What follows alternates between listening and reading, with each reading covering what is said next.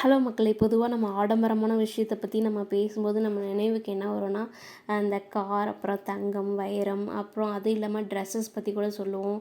இது வந்து கோல்டு ஜரிகை அந்த மாதிரி சொல்லி நம்ம நிறைய விஷயங்கள் வந்து நம்ம நினைவுக்கு வரும். ஆனால் இங்கே பார்த்திங்கன்னா ஒரு பழத்தோட ரேட் பார்த்திங்கன்னா இப்போ அந்த பெரிய ஆடம்பர காரை விடவும் ரேட் அதிகமாக இருக்குது. அந்த பழம் பேர் பார்த்திங்கன்னா யுபாரி கிங் முலாம்பழம். இது எந்த நாட்டில் இருக்குது பார்த்திங்கன்னா ஜப்பான் நாட்டில் தான் இருக்குது. அண்ட் இது ஜப்பானில் மட்டுமே விளையக்கூடிய பழம். இது உலக அளவில் பார்த்திங்கன்னா இது ரொம்பவே விலை உயர்ந்த பழம் அப்படின்னே சொல்லி பேசப்பட்டு வருது. அண்ட் இதை பற்றி தான் நம்ம இந்த பதிவுலாம் பார்க்க போகிறோம். பட் அதுக்கு முன்னாடி நீங்கள் கண்டிப்பாக சப்ஸ்கிரைப் பண்ணிவிடுங்க. உங்களோட சப்போர்ட் எங்களுக்கு எப்பயுமே தேவை. ஸோ கண்டிப்பாக சப்போர்ட் பண்ணுங்கள்.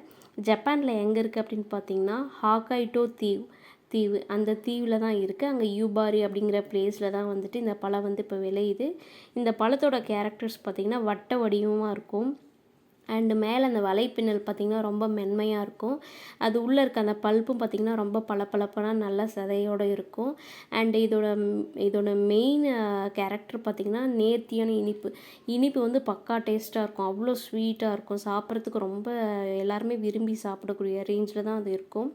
அண்ட் இது ஏன் இந்த பிளேஸில் மட்டும் விளையுது, இந்த ஹொக்காய்டோ தீவில் மட்டும் ஏன் இது விளையுது அப்படின்னு பார்த்திங்கன்னா, இங்கே அந்த எரிமலையோட தாதுக்கள் வந்துட்டு நிறைந்திருக்கு. அந்த மண்ணை ஃபுல்லாக பார்த்திங்கன்னா அந்த எரிமலை தாதுக்கள் வந்து ரொம்பவே நிறைந்திருக்கு. ஸோ அந்த சத்து வந்து அதில் நிறைஞ்சிருக்கனால தான் இந்த பிளேஸில் மட்டுமே அந்த பழம் வந்து விளையுது. அது இல்லாமல் இதோட காலநிலை பார்த்திங்கன்னா பகல் அண்ட் இரவு வந்துட்டு நிறைய டிஃப்ரென்ஸ் வந்து கொண்டு வரும். இங்கேனா பார்த்திங்கன்னா இப்போ பகல் இருக்குன்னா ஒரு 12 ஒரு ரேஞ்சில் இருக்கும், 4 ஒரு ரேஞ்சில் இருக்கும்.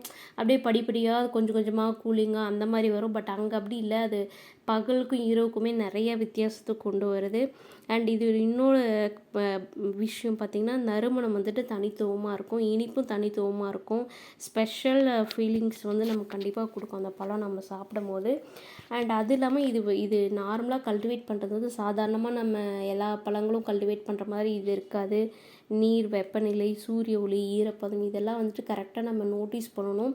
அங்கே இருக்க விவசாயிகள் வந்து பக்காவாக எனி டைம் அது வந்து நோட் பண்ணிகிட்டே இருப்பாங்க. எந்தளவு இது விளையுது, டெய்லியுமே அதோட மெயின்டைன் பண்ணிகிட்டே இருப்பாங்க. கண்டிப்பாக கவனமோடு பார்த்துட்டே தான் இருப்பாங்க.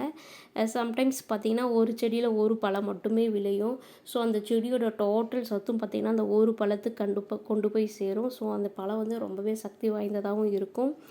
அண்டு சம்டைம்ஸ் பார்த்திங்கன்னா லோ உற்பத்தி தான் இருக்கும். ஏன்னா அது வந்துட்டு ரொம்ப குறுகிய பிளேஸில் மட்டுமே விளையிறனால வந்துட்டு உற்பத்தி வந்து சம்டைம்ஸ் வந்து லோவாக இருக்கும். அதனாலே இதோட ரேட்டு வந்துட்டு ரொம்ப அதிகமாக இருக்குது.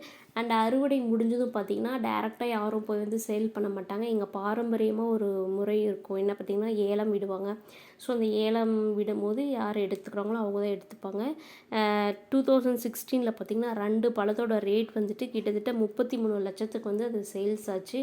இது உலக சாதனையில் இடம்பெற்றிருக்கு. சம்டைம்ஸ் ஒரு பழமே பார்த்திங்கன்னா 20 லட்சத்துக்கு மேலே கூட சேல்ஸ் ஆகுது. ஸோ இது அந்தளவு இந்த பழம் வந்துட்டு அவ்வளோ ரேட்டாக இருக்குது. அண்ட் இப்போ இது பார்த்திங்கன்னா ரொம்ப ஃபேமஸாக இருக்குது இந்த ஜப்பானில். அந்த வேர்ல்டு லெவலையும் பார்த்திங்கன்னா இந்த பழத்தை விரும்பி சாப்பிட்றதுக்கு நிறையா ரொம்ப ரிச்சஸ்ட் பர்சன்ஸ்லாம் வந்துட்டு ட்ரை பண்ணி எல்லாம் வாங்கிட்டுருக்காங்க. கண்டிப்பாக இந்த வீடியோ உங்களுக்கு பிடிச்சிருக்கும். அதனால் ஒரு லைக் பண்ணிடுறேன்.